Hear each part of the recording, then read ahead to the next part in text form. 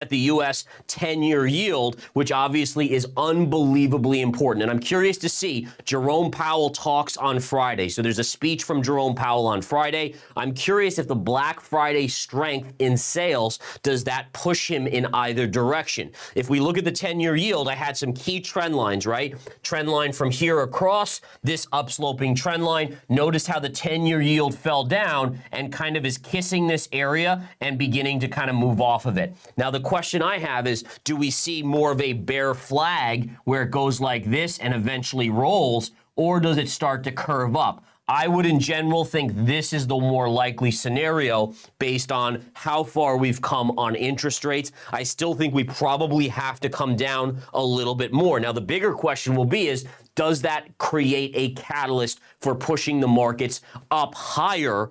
Or does it all of a sudden become a panic scenario where people say, oh my goodness, the economy's starting to fall apart, and do we then see rates going down with the stock market? Remember, historically, number one, it's only when the yield curve uninverts, which by the way hasn't happened, that recessions come, historically speaking. And also looking at the data, we also know that the markets tend to sell off, and this is something a lot of people don't know. The stock market tends to sell off once the Fed starts cutting rates. And the reason you might say, well, I mean, what the heck? Why is it that when the Fed cuts rates, the markets sell off? Don't the markets love free money or low, cheap money?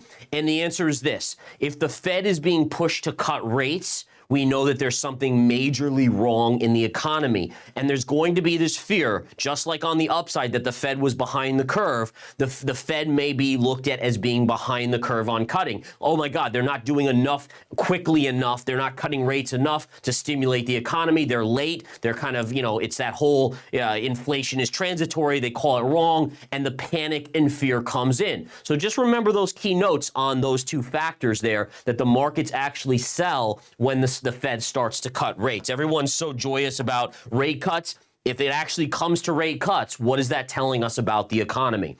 Dollar-wise, take a look. I've been bearish on the dollar. I continue to be bearish on the dollar.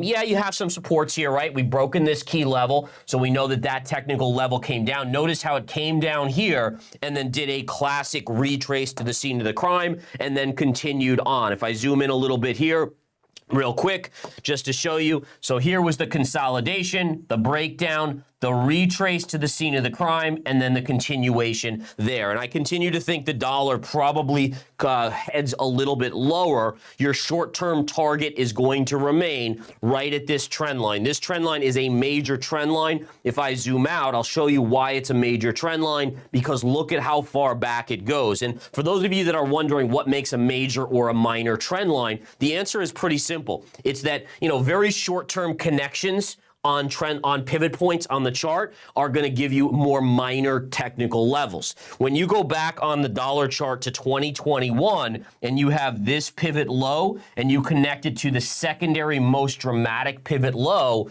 what do you think that's going to do? That's going to create more of a major technical level. So if the dollar does fall into this, you should get some sort of bigger, longer, sustainable bounce versus a shorter term trend line. This you could look at as a shorter term trend line. Look at how far back you only had to go. Basically, you just went to earlier this year, right? Right through here, you even chopped through, then you reestablished. Only minor right there. Same thing with this pivot high right through here, right? Only minor there, therefore it broke a lot quicker. That's golden nuggets, by the way, in terms of education, understanding major versus minor technical trend lines. Follow me over here. We're going to talk about natural gas now. Now, natural gas, guys, this is pretty remarkable.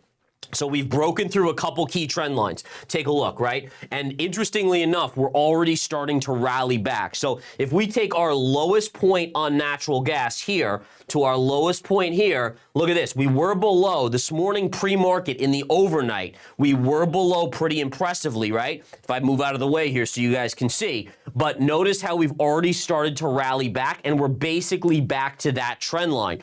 The other thing I want to show you is I added another trend line in here, which I thought was really important to kind of see. You might see this new blue trend line here. Take a look at where it comes from.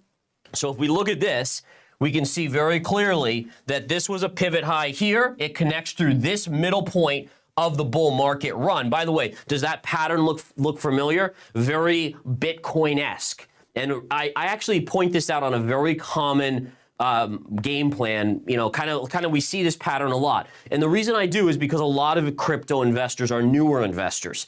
And newer investors, they don't understand that patterns tend to repeat over and over again. And so again, that's the Bitcoin pattern. This is a pattern that occurs in so many charts. All right, so again, if we look at this, what do we see about this is that line comes right back down into that level as well. Now, one of the things that I was thinking to myself, and this is what I do, folks, when a level is broken, I say to myself, okay, well, the level, right, and this was this morning before we rallied back to this trend line, right? We're approximately back, and I don't know where it goes by the end of the day.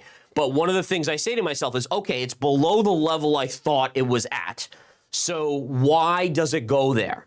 And I want to show you something that I came across, and I didn't come across this until like an hour ago when I was kind of doing a little research before the game plan. It just shows you how this is all fluid. So what I want us to do is I want us to take a Fibonacci retrace from the lowest point down here to our highest point here. And let's see where that fib ends up going, right? So if we take our Fibonacci retrace, right, from the lowest point, and let me move out of the way so you guys can see this, the lowest point, and I know I have a lot of lines here, so I'll explain it, but essentially taking this low to this high and seeing what Fibonacci retrace, the low today on natural gas right here is exactly at the Fibonacci 50% retrace. Perfect, literally to the penny.